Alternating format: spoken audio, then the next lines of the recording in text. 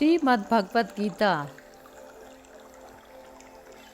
श्रीमद् भगवत गीता के दूसरे अध्याय में अर्जुन के संशय को दूर करते हुए भगवान श्री कृष्ण ने निम्न कथन एवं उपदेश से उसे अपने कर्तव्य का पालन करने के लिए प्रेरित किया।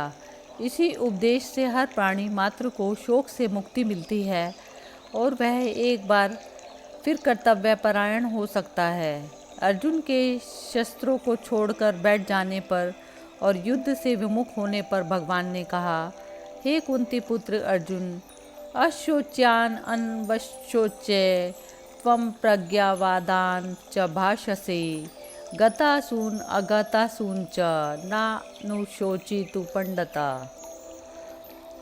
तू ना शोक करने योग्यों के लिए शोक करता है और पंडितों के से समान वचनों को कहता है, परंतु पंडित जन जिनके प्राण चले गए हैं और जिनके प्राण नहीं गए उनके लिए भी शोक नहीं करते, क्योंकि आत्मा नित्य है, इसलिए शोक करना अयुक्त है।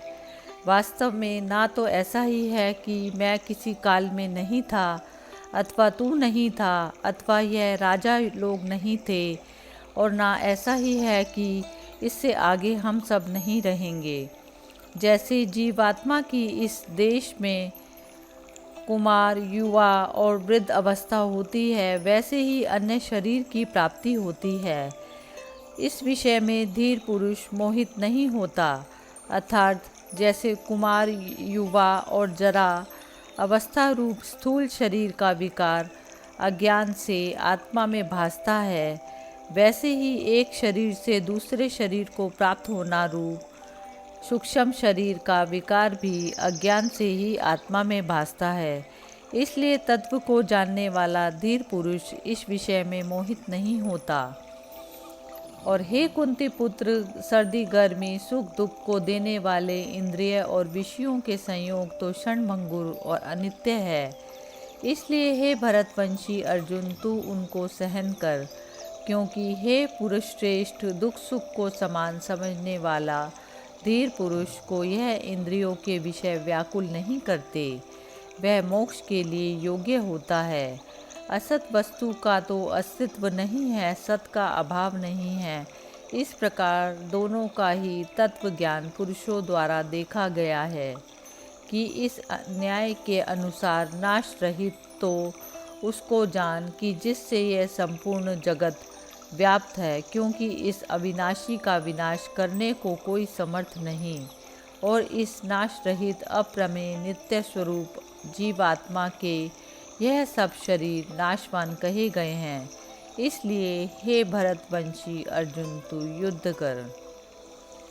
या एनम वेत्ति हंतारम य च एनम मन्यते हतम उभौ तौ न विजानीत न अयम हंति न हन्यते।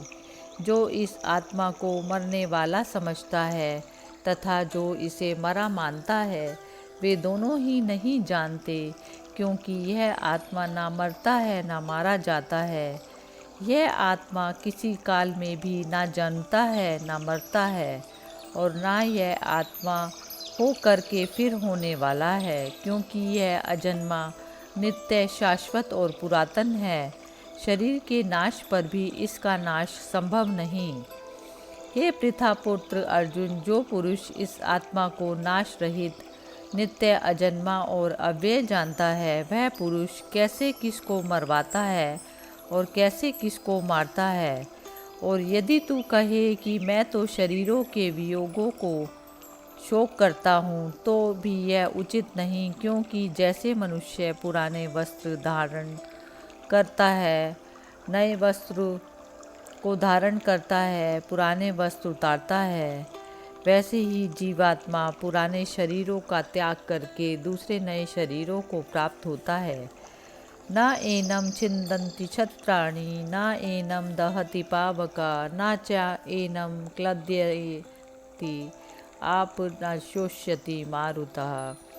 और हे अर्जुन, इस आत्मा को शस्त्र आदि नहीं काट सकते और इसे आग नहीं जला सकती तथा इसको जल गीला नहीं कर सकते और वायु नहीं सुखा सकती, क्योंकि यह आत्मा अच्छेद्य है। यह आत्मा अक्लेद्य और अशोच्य है तथा यह आत्मा निसंदेह नित्य सर्वव्यापक अचल स्थिर रहने वाला सनातन है। और यह आत्मा अव्यक्त अर्थात इंद्रियों का अविषय और यह आत्मा अचिंत्य अर्थात मन का अविषय और यह आत्मा विकार रहित अर्थात ना बदलने वाला कहा जाता है। इससे हे अर्जुन, इस आत्मा को तू ऐसा जानकर तू शोक करने की योग्य नहीं है अर्थात तुझे शोक करना उचित नहीं है। और यदि तू इसको सदा जन्मने वाला और सदा मरने वाला माने भी तो हे अर्जुन, इस प्रकार शोक करने की योग्य नहीं है, क्योंकि ऐसा होने से तो जन्मने वाले की निश्चित मृत्यु और मरने वाले का निश्चित जन्म होना सिद्ध हुआ।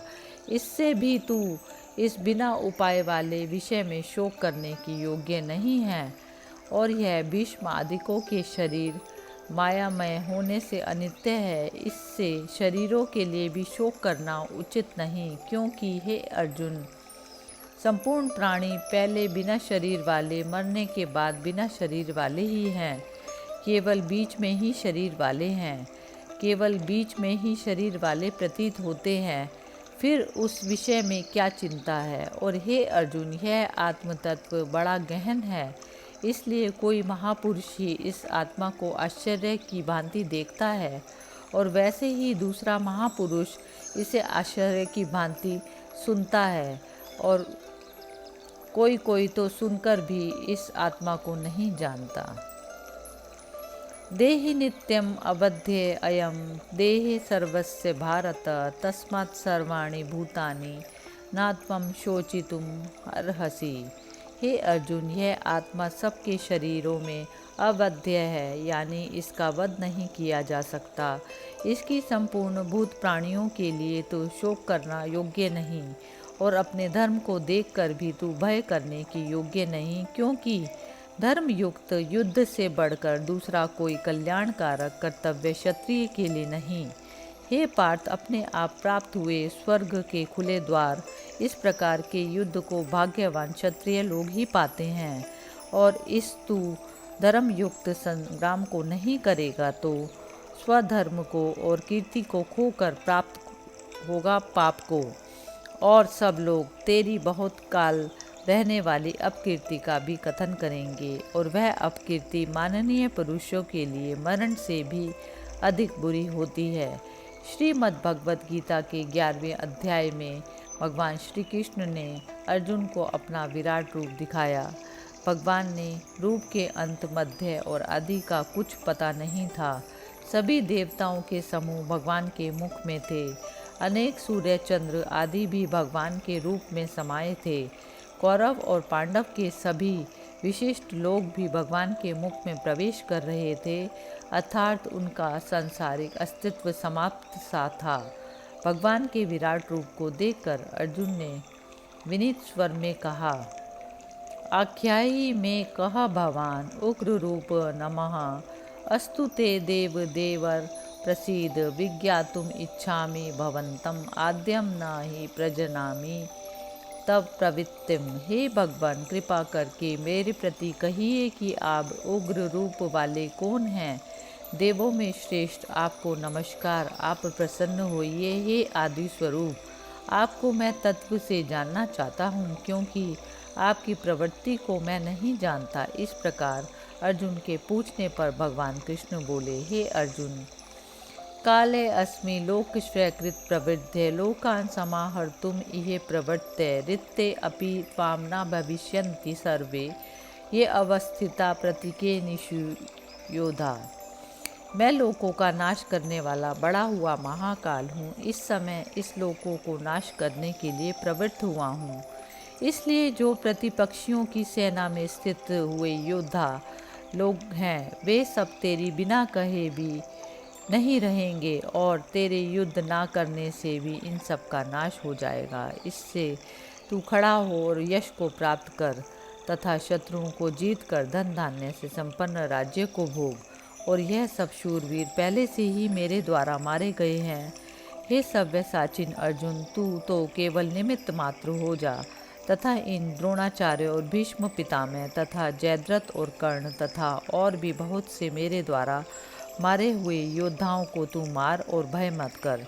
निसंदेह तू युद्ध में वैरियों को जीतेगा, इसलिए युद्ध कर।